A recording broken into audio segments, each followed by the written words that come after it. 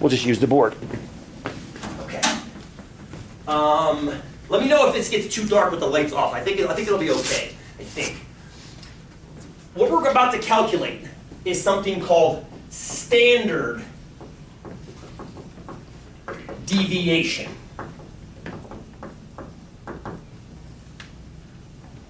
Standard deviation. I mentioned there are many, many different measures. The one that Stacy came up with is called the average deviation. It's my personal favorite because it is so intuitive, but nobody uses it. It's got a command in Excel, avdiv, A-V-E-D-E-V, parentheses, bunch of numbers, average deviation. Nobody except, no statisticians use it though.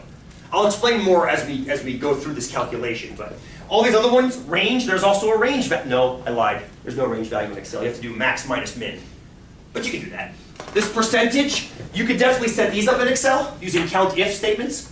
Count if greater than blah, less than blah. Totally doable, all done dynamically. This one actually has its own command though.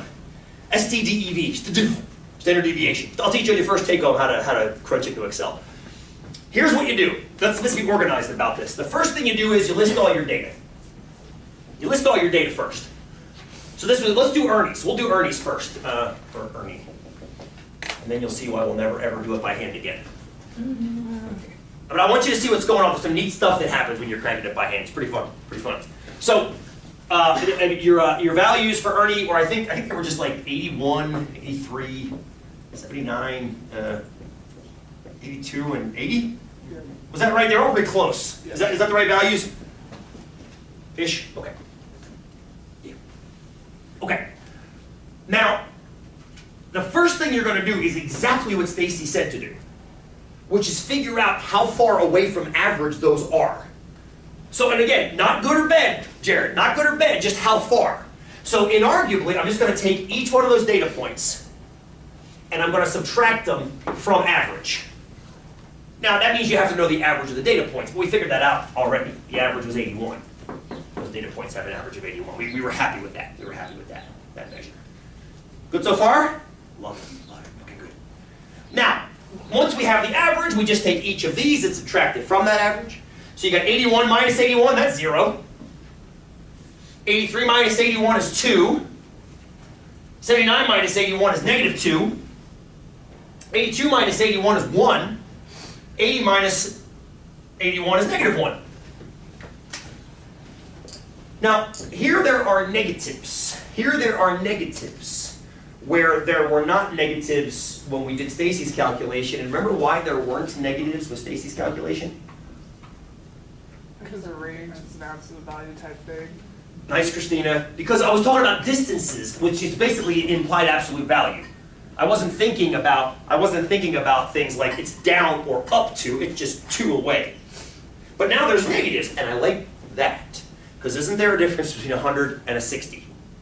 Yeah, I mean, they're both 20 points away from 80, but one's above and one's below, so I think we should leave the negatives in there. Good, let's average those points and see what we get. What if you average those values right there? You get 0. Get 0. Is that a coincidence? No. As a matter of fact, I spoke of extra credit opportunities. One of your extra credit opportunities is to prove to me that whatever data set you use, whether it's Bert, whether it's Ernie, whether it's your own grades in this class, whatever it is, if you add up, I'll put that over here. This is in your homework for the next section, so you don't have to write this down right now. If you add up all the data points minus the average, it always adds up to 0. Which means you'll have just as many pluses as minuses. If you think about it intuitively, it makes sense. Where you put the balancing point is the average. So that means there has to be the same amount of weight on one side as the other, which means all the negatives cancel all the positives. Logically, it makes sense. If you want extra credit, you can prove it to me mathematically. Kind of fun proof. Doesn't take very long. But so think about it. Don't think about it too much. I'll make a YouTube video that kind of gives you examples. So, Tiffany, go. Go ahead. So our original thinking of they were equal. Well, the problem is, good, the problem with this is, this will happen with any data set. Even if Bert's scores were 100, 100, 100, 160, Okay. this will still add up to 0. Okay. Does that make sense? So it doesn't matter. This will be for any data set whatsoever. So this is useless to us, essentially. Now, Stacy, you got around this. Christina, what's up? His average wouldn't be 81 anymore. Think of that way. I want to know the purpose of it. It bugs me. You want to? Good. It's worth extra points to you then. Good for you, my friend. I'm gonna give you 2 minutes. Give you some more data sets to play around with. Okay. Now, here's the problem. Stacy alleviated this problem by simply doing this: absolute value, and that took care of it. However, we don't do that in statistics world, and there's a reason which we'll get into later. What we do instead is we take care of it a different way by squaring the differences. X minus X bar squared. No, don't be, it's okay. Everything's fine. Everything's fine. Everything's fine. Just felt the energy drop about 20% in the room. So now we take the differences. So you got 0, 4, 4, 1, and 1. Okay, wait. I'm waiting. You don't have negatives in the square. No! That is why we do it. We square them to get rid of the negatives. Unfortunately, we also make things squared, which distorts them. So remind me at some point to take a square root, because we got to get that back down. Is that fair? It's like, okay, rule. We'll remind you to put a square root in. I think you know the formula. And if you don't, why did they hire you? No, we'll get back. It has to be undone at some point. We're not quite there yet. The reason I stop at this step is because this right here, if you sum up this column, the x minus x bars squared, you get 10. This actually has a name. This has a name in statistical journals, and you guys will most likely read this at some point in your academic careers, if not your professional careers. It's called the sum of the squared variations, sometimes just called sum of squares. And sometimes it's just SS for sum of squares. Some journals still report on that. And the idea is the more varied the data is, the larger the sum of squares will be. I don't like it. From a conversational, explaining statistics to your neighbor point of view, that's useless. Can anybody see why that sum of squares is a little bit useless? There's 2 reasons I can think of. Anything gut, besides the obvious idea that you guys almost dry heaved when I said square things. What happens when you square?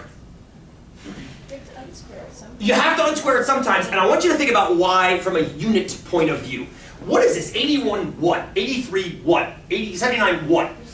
Good, percentage points, right? It's percentage points. Yeah. What is the unit on this?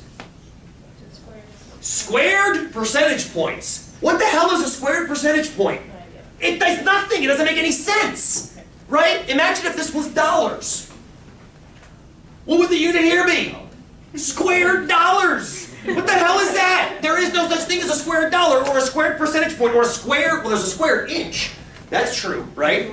But it doesn't have the same implication. If these are measurements in inches and you square them, it becomes square inches, you just distorted the whole measurement process. You see what I'm getting at? So not only is there an expansion problem because you're squaring it, there's also a unit agreement problem. So we're not going to stop there. We're not going to stop there. We're almost done, Tiffany. It's okay. We're almost done. I promise.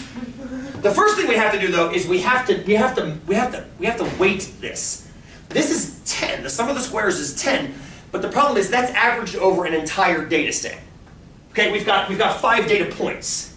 Now, logically, you would think you would divide by 5, like we did with the average deviation. You would logically think you would divide by 5 because there's 5 data points. Believe it or not, and this is a mathematical reason. If you want to know why, I'll have it on the enrichment page. You actually divide by 1 less than the data set. So when there's 5 data points, you actually divide by 4. I know. It's weird. Shelby? Yes. Shelby, it's weird. But there's a great mathematical reason, which I'm not going to drag you through the mud right now and explain to you. I'll have it available to you. You take this number. The next step you take is you take that sum of squares. Excuse me, no square root yet. It's squared. And you divide by the sample size less 1. You have to do that mathematically. And when I say you have to do that mathematically, this one time, you will never have to do that again. You are not memorizing that formula. You hear me? You're not memorizing that formula. All we're doing is crunching through. The main thing I wanted you to see was this right here. Now we're almost done. So Tiffany, just bear with me. Couple more seconds and we're out. Patrick. Divide by what? N minus 1. N is the number of data points. This, just so you know, this thing right here is called the variance. In statistics world. It's called the variance. Put that in the back of your mind. Okay? I'm still not happy with it. I'm not either. I'm not happy with it at all. And the reason why is why? Well, I think we're happy for different reasons. Because it's still squared, Christina. It's still squared because we still have that unit problem. Bear with me, bear with me. Let's put some numbers in. This right here is 10. N minus 1 is 5 minus 1, that's 4. I'm now down to 2.5. 2.5 what? Squared percentage points. Dumb, right? Dumb. It means nothing.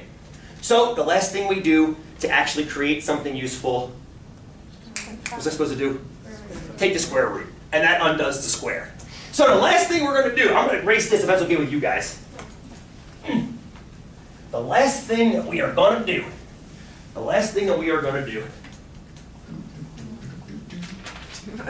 is take the square root of this awful, awful looking thing. Looks terrible, doesn't it?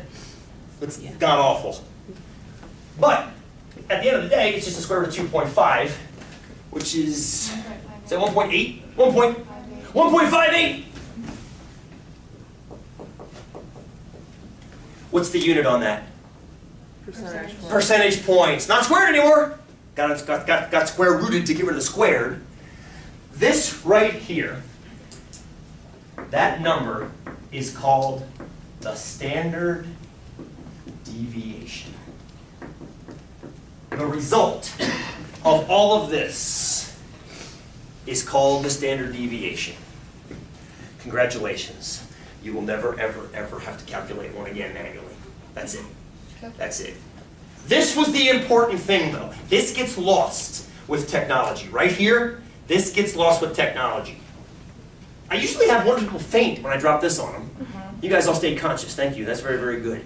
The reason for this, if you're interested, I've got at least 2 justifications of why that's n-1 on the enrichment page of the website. My chalkboard isn't big enough to do a YouTube video for it, unfortunately. If you're interested, why that n-1? Tiffany, go. Is that 2.5 still squared right there? Well, it's not that the 2.5 is squared, it's the unit is squared. There's no unit attached to that number. The unit is still squared. It's linear, linear, squared, squared, squared, squared, Unsquared. unsquared. Okay. But the thing is, see, we spend so little time talking about that in your algebra classes. A variance, the variance is always a squared unit. Okay. So if your data is in dollars, your variance is in squared dollars. Your sum of squares is in squared dollars.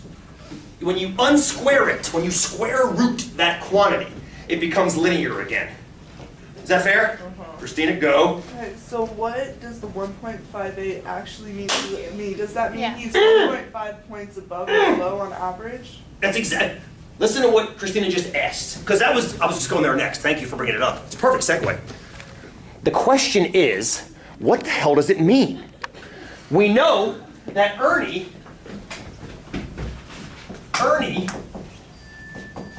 has, and just so you know, this value, standard deviation, we call that S.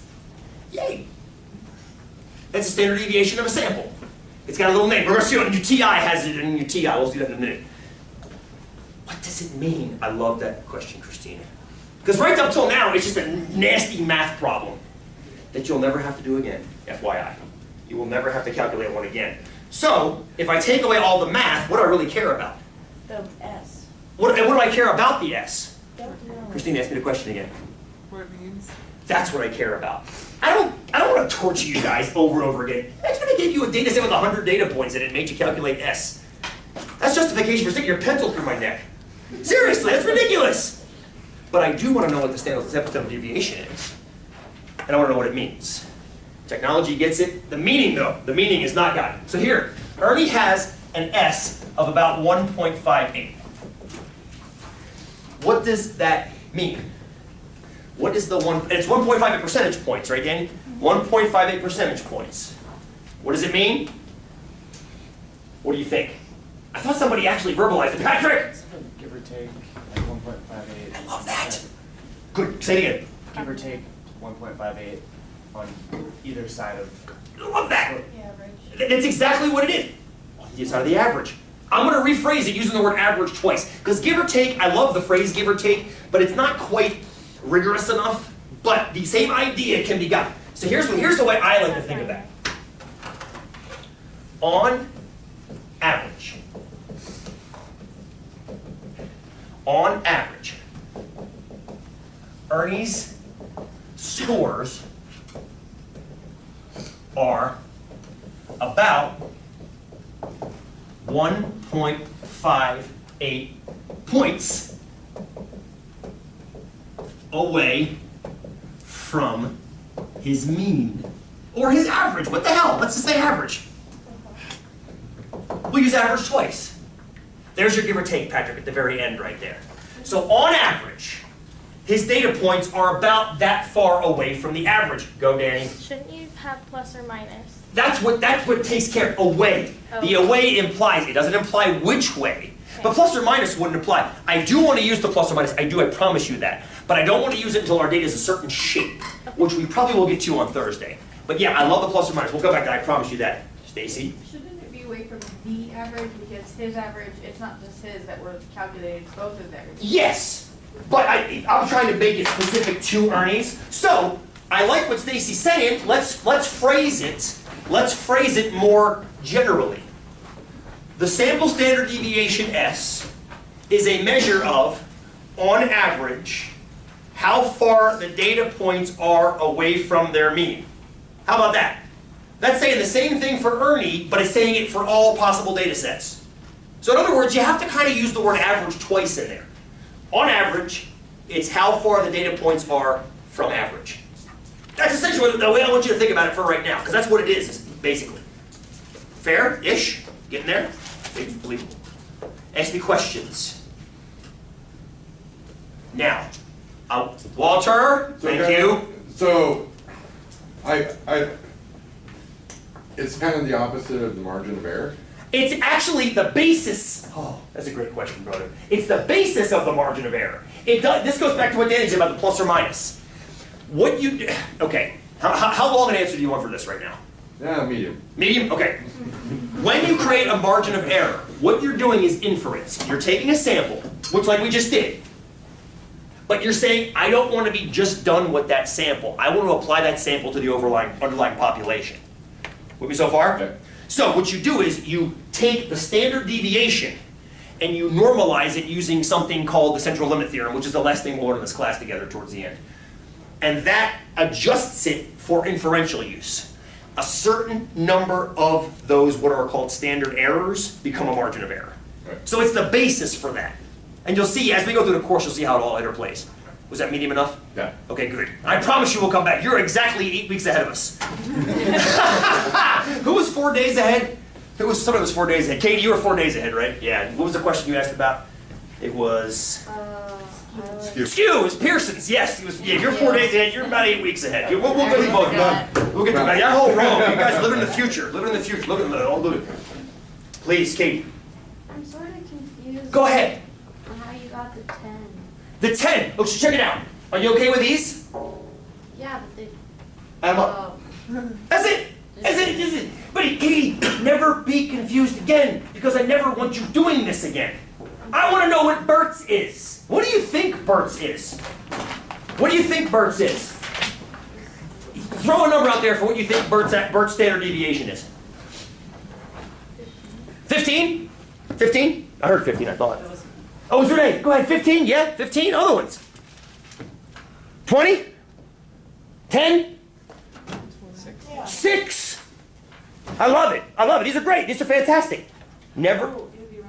Around 20? Okay, I don't know. I mean, that's the thing. I can't do that kind of math in my head, not even on small data sets. So, let's start and stop again.